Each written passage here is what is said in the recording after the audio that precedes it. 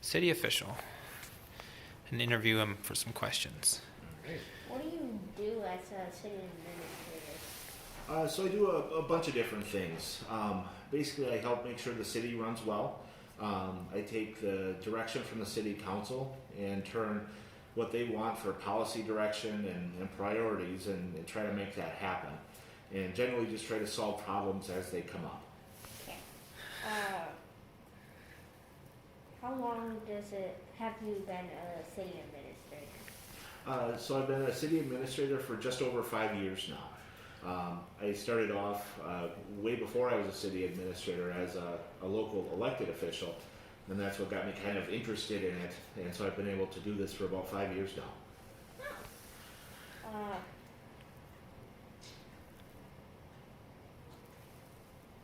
How do you become a city administrator? There's a couple ways.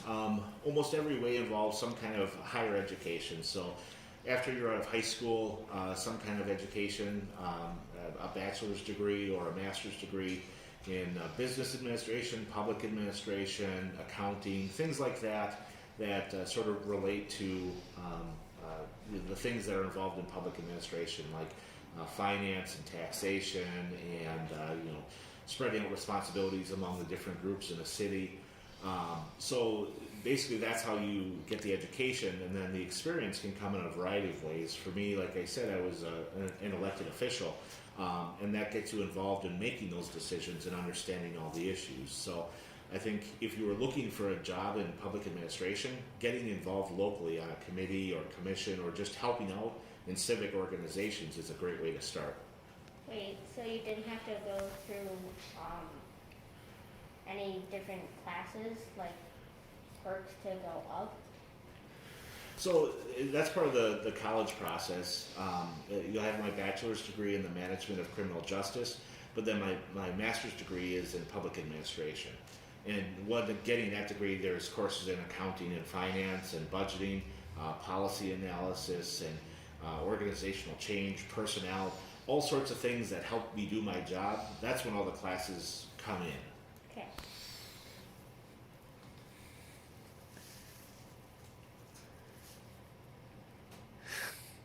Got it?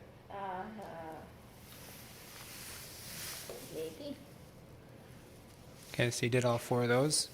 Then we got some issues that we're supposed to discuss that we noticed. The first one he thought about was road maintenance.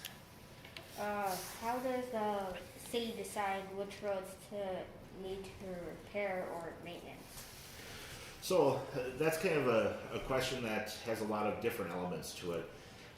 Usually when we drive on the street or we walk or bike down the street, we see the top and we notice if it's bumpy or it's broken or if it's a pavement, if it's really faded from its original black color.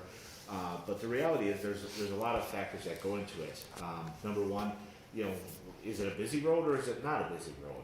Is it a road that is important and receives a lot of traffic? That might be one we maintain more because more vehicles travel on it. But then the other aspect is looking at the what's underneath the road. So if we were going to repave a road, but all the water and sewer lines underneath it were bad and leaking, but we didn't have the money to fix those at that time, it wouldn't make sense to put new asphalt over bad old infrastructure. But that really points to the ultimate question is, how much money do you have available to fix whatever the issues are with the roads? We're doing the Hibbard Street project right now. You've probably seen all the construction out in that area. It's all torn up. And there's water and sewer and storm sewer, curb gutter, sidewalk, and the street being redone. And that project is over $1.5 million. And then if you look at that length of street and how many other lengths of street like that we have in the city, we don't have all the money to fix all of it at one time. So we do have to go through that priority of, which are the most important streets to do right now. But yeah, it involves kind of that evaluation of the money available, the importance of the street, and how much we can actually accomplish in a responsible way so that we're not wasting money by ripping up new pavement to get at old infrastructure.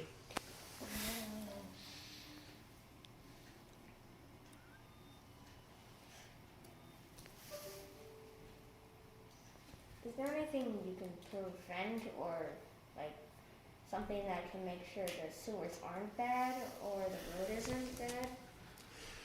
Well, I think maintenance is important, and we have a program where we seal coat some of the different roads. I think if you've seen, there's a couple streets that they were blocked off for a few days, and they put down a sealant over it, and that's supposed to extend the life by another 10 or 15 years.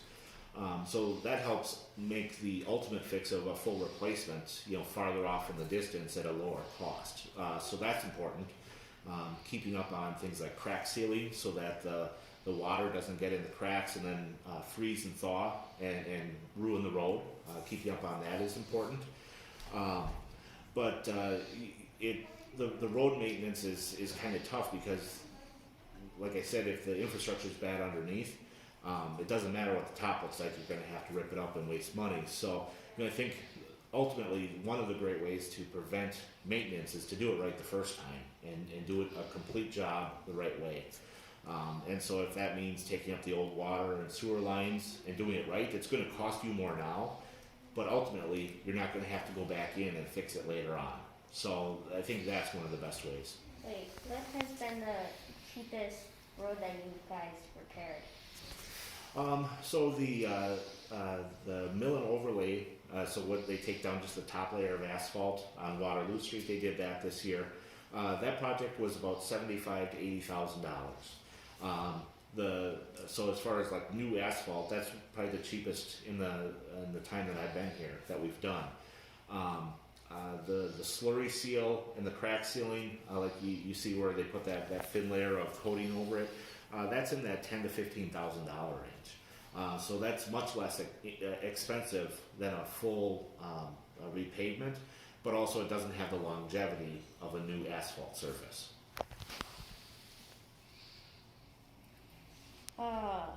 Who canceled the youth?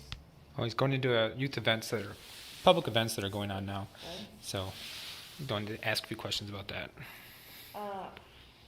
Who decides to cancel the sport events or Like 4th of July, Carnival, things like that. Oh, sure. So 4th of July is run by a private organization, and they decided ultimately to not hold the 4th of July in 2020. I think a lot of factors go into that, but ultimately it's a private event. What the city has done is, with large events, what we've asked the sponsors of these events or organizers to do is to say, we know that there's some risks out there, and what is your plan, or how are you going to incorporate guidelines from the CDC, the Centers for Disease Control, or the State Department of Health Services, and how do you incorporate their guidance into your operation in a way that meets those guidelines? Because as a city, we run into issues sometimes where you'll have people that have different opinions on the same issue. And so on this one, some people might feel like just allow this event to be held, and if people get sick, they get sick, that's their own responsibility. But when it happens on city property and we're really supporting it and sponsoring it and holding the event, even if we're not the primary organizer, there's some liability that comes along with that. And there's also some social considerations on if there is a divisive issue that has split opinions and it involves people's health and wellness, should the city be taking that stand and saying, well, it may be dangerous, but go ahead and do it anyways? Or is it more appropriate for the city to say, we don't know that this is a great idea on city property. You're certainly welcome to do it in other places. There would be other locations that could host events, and I think some of those still happen. But ultimately, the 4th of July looked at the guidance from the CDC and the Department of Health Services, and I think they felt like there wouldn't be a great way to put on the event in the traditional way it was held and still make it, I wouldn't even say profitable, but to make it financially viable, because there's a lot of cost that goes into it. And if you don't have a lot of those events or elements of it, like the beer garden and the bands and things like that bring in a lot of people and bring in a lot of money, I don't think it made as much sense potentially to them. So ultimately, when it's run by a private group, it's up to them to hold their event or not hold their event. But the city has taken a little bit more of a stand to say, what are you doing to meet the guidelines of the public health agencies?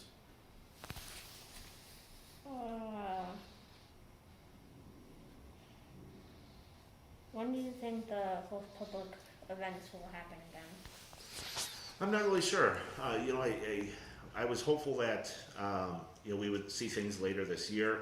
It looks like right now the cases and the kind of incidents of the virus are increasing, and we're seeing things like schools introducing more restrictions and more events being canceled. So it doesn't look like this fall or this winter might be as likely as I would have hoped. I think I view this in sort of a seasonal kind of trend. So if it's not going to happen in winter, spring is kind of the next chance, and I think naturally you see kind of the airborne viruses usually trending down once you get to a certain point in spring and people are outdoors more, the weather warms up to a certain extent. So my hope is that in spring we're going to start seeing more public events, and then certainly by summer I really hope that that's the case. But I think there's a lot of other issues at play. And a lot of them are outside of our control. So, I mean, if the guidance from the public health agencies changes, we have to take that into consideration. But also if some of the vaccines are rolling out, into early next year and they prove to be effective and you get a certain number of people that are vaccinated against it, you could get to a point where even though the virus is out there, that there's enough protections in place that more events can happen. So, definitely 2021, I'm hopeful that we will have a much more normal spring and summer and get back to, the way things have been forever.